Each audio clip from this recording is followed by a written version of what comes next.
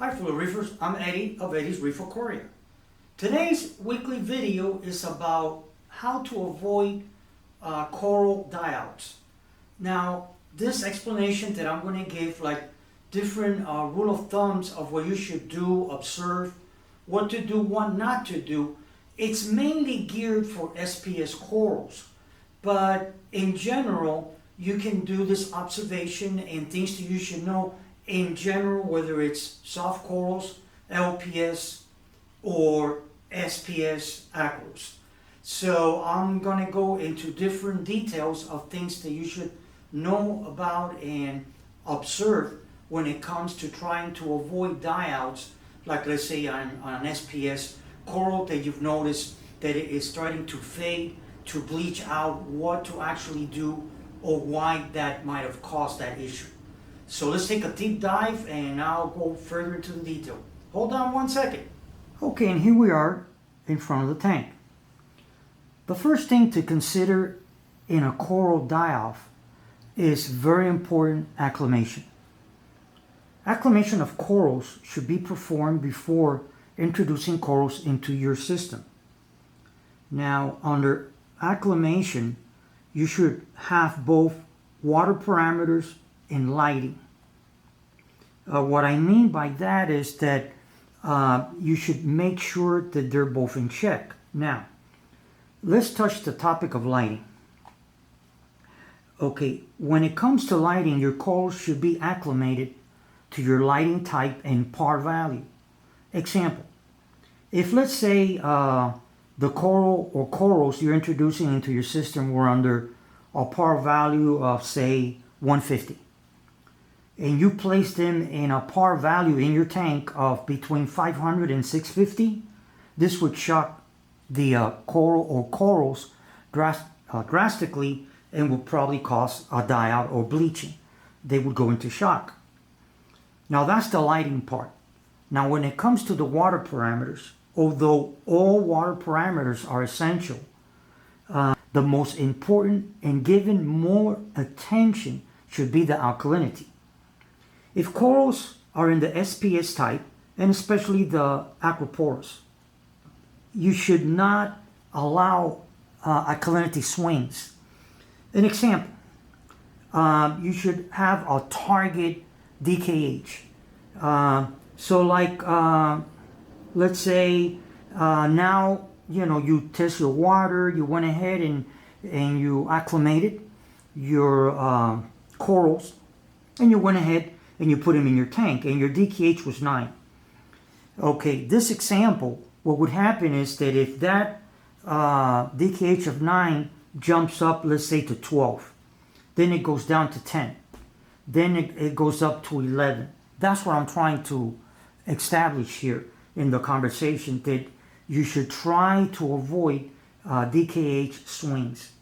Now, when it comes to SPS, but specifically targeted the aquaporal corals, you should never, and this is very important, you should never have no less than 9 DKH.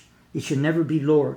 If it is, there is a chance that you might lose that coral, start to fade, and it'll bleach.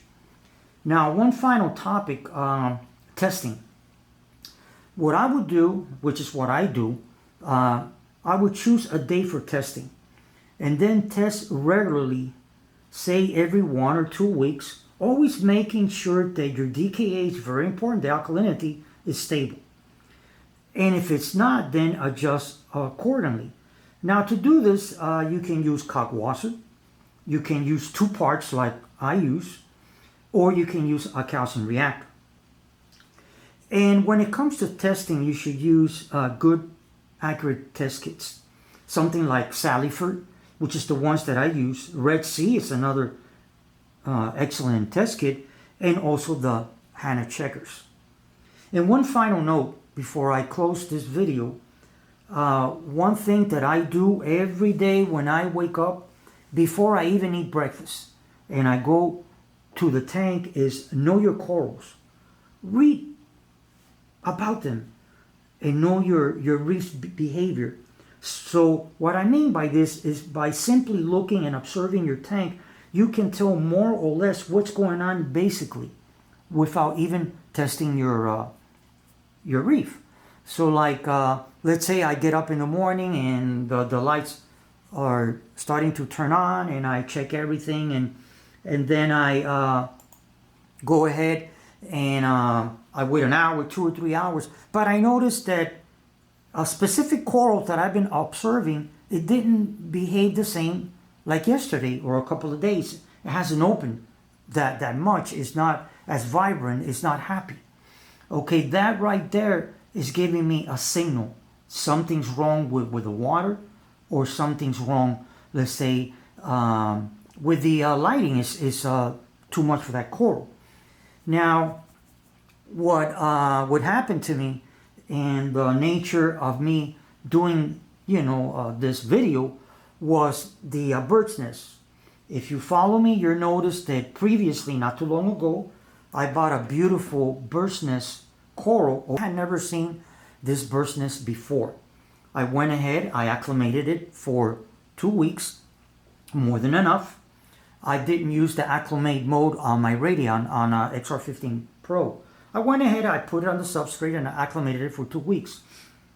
I observed, everything was fine.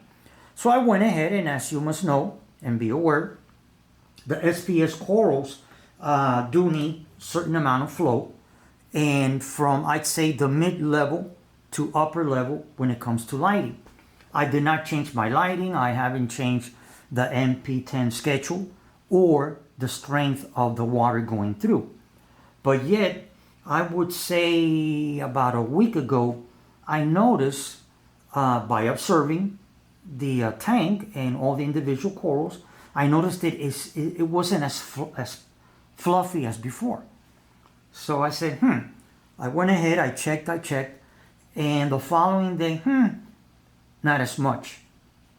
The following day, then it started to fade. I said, oh, wait a minute.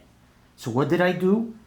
I got the coral, I took it out of the place where I had set it up. If you notice on this video, it's no longer on the section where I had it. So what did I do? Immediately I brought it down. I have brought it to the lower right hand side, as you might have noticed on the video and picture, and now it's recuperating and it's doing great. And once I see that it's more healthier and it's fluffy again, then I know that for whatever reason I cannot go that high with this coral. And so I hope you enjoyed this video. If you did, hit the thumbs up and go ahead and subscribe to my channel. And right next to it, there's a little bell. Hit that bell. And I hope you like this video. And like I say at the end, happy reefing. Thank you very much for watching this video. Bye-bye.